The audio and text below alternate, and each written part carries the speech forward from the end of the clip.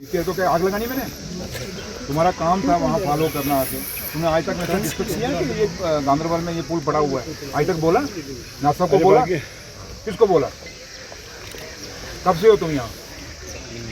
3 महीने कम होते हैं क्या? 3 महीने में इतना टाइम लगा कि नासा साहब को बोलूँ जनाब मुझे ये प्रॉब्लम है, इस पुल को बनाना तो ये है।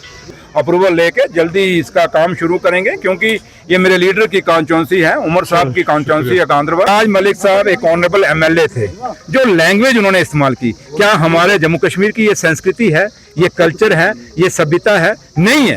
उनको ये लैंग्वेज नहीं इस्तेमाल करनी चाहिए थी। लेकिन जो डीसी ने पीएसए लगाया, डीसी को भी एक पॉलिटिकल प्रेशर में नहीं आना चाहिए था, उसको पीएसए नहीं लगाना चाहिए था। वो सीधे लोगों का चुना हुआ नुमाइंदा था। और डीसी साहब को इतना ध्यान रखना चाहिए कि सरकारें आती हैं, बदलती हैं, जाती हैं, और कुछ चीजें याद रखी जाती हैं। कई लोग हमें बड़े ताने मारते हैं और कई कहते हैं रिजाइन करने के लिए। उनको ये मैं कहना चाहूंगा, भैया हम रिजाइन करने वालों में से नहीं, हमें लोगों ने चुन के भेजा है। हम उनमें से नहीं कि पीठ दिखाएंगे, हम मुकाबला करेंगे, आपका सीधा आमने सामने मुकाबला करेंगे। जो लोग जम्मू कश्मीर को खराब करना चाहते हैं, या जम्मू कश्मीर को जिन्होंने स्टेट तोड़ी और स्पेशल स्टेटस तोड़ा, उन लोगों का मुकाबला करेंगे, हम उनमें से नहीं। और लोगों के, आप लोगों के लिए और लोगों के जो काम हैं उन कामों के लिए जदोजहद करेंगे। और इन 5 साल बाद जब दोबारा इलेक्शन में उतरेंगे तो हम वादा करते हैं कि एक एक बात जो मैनिफेस्टो में हमने आपसे वादा किया था उसको पूरा करेंगे। Thank you. आज से 14 साल पहले सीएम उमर अब्दुल्ला ने गुजहाना गांधरबल में इस ब्रिज की संग बुनियाद रखी थी, लेकिन आज करीबन 14 साल गुजर चुके हैं। लेकिन 14 साल गुजरने के बाद भी ब्रिज यूं का त्यों है। लेकिन आज आवाम की मांग पर उमर अब्दुल्ला की सरकार के डिप्टी सीएम सुरेंद्र चौधरी ने आज यहाँ का विजिट किया। लोगों के चेहरे पर 14 साल बाद एक फिर छोटी सी मुस्कुराहट आई है कि शायद ये काम दोबारा से शुरू हो जाएगा। लगता है कि दोबारा काम शुरू होगा? इंशाल्लाह हो जाएगा इंशाल्लाह। कैसे लगता है आप? बिल्कुल बिल्कुल, हमारी चेहरे बिल्कुल 14 साल के बाद 14 साल हो गए इसका यूं तो इंशाल्लाह आज हमें उम्मीद है आज इनको काम शुरू हो जाएगी दोबारा। आज खुद डिप्टी सीएम यहाँ पहुंचे। बिल्कुल बिल्कुल जी सर। क्या लगता है? बिल्कुल, आज हमें पूरा विश्वास है अपनी जगह कि वो इसको काम शुरू हो जाएगी। यूथ कॉल प्रारान बेकार मजबूर लगे तैयार बने रोजगार। देखिए, यहाँ पे मेरा और नासिर साहब का टूर था, और हमने सुबह का ब्लूवर रोड से लेके फिर उसके बाद गांधरबल का जो दूसरा रोड उसको देख के आए। अभी हम गुजामा ये ब्रिज के पास आए हैं, और बड़ा दुख हुआ और बड़ा अफसोस हुआ कि जो लोग कहते हैं कि हमने बहुत काम किया, और पिछले 11 साल जो गए हैं उन 11 सालों में क्या हुआ, ये गुजामा जो ब्रिज है उनको ये हम यहाँ से सवाल खड़ा करते हैं। खास करके जो पीडीपी और बीजेपी जो रोज उठ के यहाँ बाइटें देते हैं कि इन पिछले 11 सालों में बहुत काम हुआ है। अगर बहुत काम हुआ है तो ये 14 साल से ये ब्रिज नहीं बना आज तक। लेकिन आज मैंने और नासिर साहब ने जब देखा, मैंने अपने इंजीनियर्स को कह दिया है, और ये बहुत जल्दी इसका, क्योंकि एडमिनिस्ट्रेटिव अप्रूवल ही नहीं है। चलो ब्रिज तो ना बनाती पीडीपी यहाँ पे, कम से कम इसका एडमिनिस्ट्रेटिव अप्रूवल तो दे देती। वो एडमिनिस्ट्रेटिव अप्रूवल भी नहीं है। वो अप्रूवल देने में क्या था पीपल्स डेमोक्रेटिक पार्टी को, जो बातें कर रहे हैं और रोज ट्वीट करते हैं और ताने देते हैं, सब कुछ पूछते हैं, हमें सवाल पूछते हैं, हम उनको सवाल पूछते हैं, बताओ भैया ये पुल क्यों नहीं बना? और आज मैं अपने ऑफिसरों को कह चला हूँ, और बहुत जल्दी यहाँ पे ये ब्रिज का मैं काम शुरू, क्योंकि एडमिनिस्ट्रेटिव अप्रूवल है, अगर अप्रूवल होता तो मैं कल ये काम शुरू करा देता।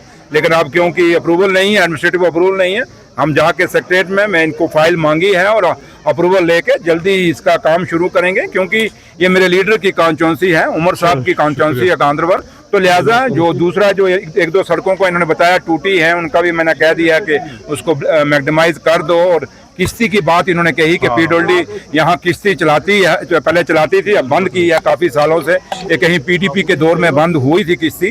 तो मैंने आज इनको कह दिया अपने इंजीनियर्स को, और इन्होंने मुझे वादा किया है कि शनिवार तक इस किश्ती को हम दोबारा चला देंगे। लेकिन मैंने और नासिर साहब ने उनको डायरेक्शन दे दिया, हमने कह दिया है कि पूरी सेफ्टी वगैरह देख के उसके बाद किश्ती इनकी चला दीजिए, क्योंकि आम लोग हैं, इनको ज़रूरत है। तो लिहाजा मकसद एक ही है टूर का कि जो वादे हमने किए हैं, उमर साहब ने, उमर अब्दुल्ला सरकार ने जो वादे करके यहाँ बनी है जम्मू कश्मीर में, जो मैनिफेस्टो हमारा था, जिसमें हमारे कायदे सानी डॉक्टर फारूक अब्दुल्ला साहब जो पार्टी के प्रेसिडेंट हैं, और उमर साहब जो हमारे लीडर और जम्मू कश्मीर के मुख्यमंत्री हैं, वो एक एक वादा हम निभाएंगे। सिर्फ है कि अभी हमें 10 महीने हुए हैं, और इन 10 महीनों में हम कहें कि बड़ा कोई चेंज होगा, वो बड़ा टाइम लगता है। और दूसरा, आज सबसे बड़ी बदकिस्मती है जम्मू कश्मीर में उमर अब्दुल्ला सरकार की कि हम स्टेट में नहीं है, यूटी में हैं। और आज दो सरकारें यहाँ चल रही हैं। एक वो सरकार है जो सिलेक्टेड है, नॉमिनेटेड है, और एक सरकार वो है जिसको लोगों ने चुन के भेजा, आप लोगों ने चुन के भेजा है। तो उमर अब्दुल्ला सरकार को लोगों ने चुन के भेजा है, तो लिहाजा कुछ बड़ी काफ़ी दिक्कतें हैं, काफ़ी मुश्किलें हैं। और उधर से आप देखें जम्मू में कितना फ्लड आया, हमारे साउथ कश्मीर में हमारे कितना फ्लड आया, हमारे फसल कितनी बर्बाद हो गई, सेब की फसल कितनी बर्बाद हमारी हुई है, और ये आज तक इतनी कभी बर्बाद नहीं हुई थी। पूरा नेशनल हाईवे बैठ गया। वो जो पीछे यहाँ LOP साहब घूम रहा है रोज कश्मीर में, उसको पूछो भैया ये नेशनल हाईवे आपने बनाया, ये तो उमर अब्दुल्ला सरकार के अंडर नहीं आता। तो फिर लोगों का सेब कैसे खराब हो गया, ये रोड क्यों टूट गया, ये क्यों बिखर गया? इसका मतलब क्वालिटी ठीक नहीं थी। तो लिहाजा काफ़ी सारे सवाल जो खड़े होते हैं इस बीजेपी और PDP के, जो आज रोज बातें करते हैं, तो लिहाजा उनको आप सवाल पूछिए, उनको कहिए नेशनल कॉन्फ्रेंस को तो वो टूटी हुई स्टेट मिली है जो PDP और बीजेपी ने तोड़ी है, और इसकी आज स्टेट टूटी तो इसकी जिम्मेवार PDP है। अगर हमारा स्पेशल स्टेटस टूटा तो इसकी जिम्मेवार PDP है। और इस टूटे फूटे माहौल में हमें सरकार मिली है, लेकिन मेरा लीडर उमर अब्दुल्ला साहब आप लोगों के सहयोग से और पब्लिक की मदद से पूरी मेहनत कर रहे हैं। और कई लोग हमें बड़े ताने मारते हैं और कई कहते हैं रिजाइन करने के लिए।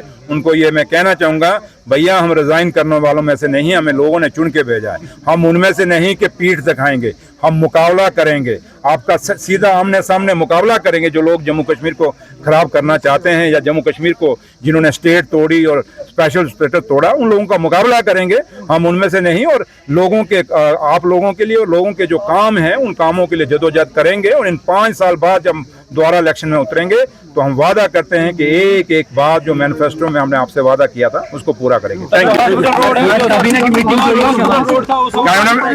यही तो उसमें यही हुआ कि दरबार मूव पूरा होगा, इस बार जम्मू में पूरा दरबार जाएगा। और दूसरा, जहाँ तक कैबिनेट में ये भी कहा कि हमें स्टेट तो अभी आपने दिया नहीं, हमारा बिजनेस रूल भी नहीं आ रहा, उसके लिए भी हमने कहा कि कैबिनेट ने फैसला किया कि हम एक चिट्ठी लिखेंगे कि भाई बिजनेस रूल की कॉपी हमें वापस क्यों नहीं दी जा रही। पता नहीं LG साहब क्यों अपने तकिए के नीचे लेट के बैठा हुआ है, उनको देनी चाहिए कॉपी। और ताकि काफ़ी सारी दिक्कतें आ रही हैं हमें, तो लेकिन फिर भी आप लोग का इसमें मीडिया का भी सहयोग ने देखा होगा। मैं और नासिर साहब वहाँ खुद भी खड़े हुए, उसका जो भी चिनार काटने हैं नहीं काटने हैं, वहाँ से अल्टरनेट करना है, कैसे करना है वो जल्दी आपको, लेकिन है कि एक बॉटलनेक है उसको दूर कर देंगे।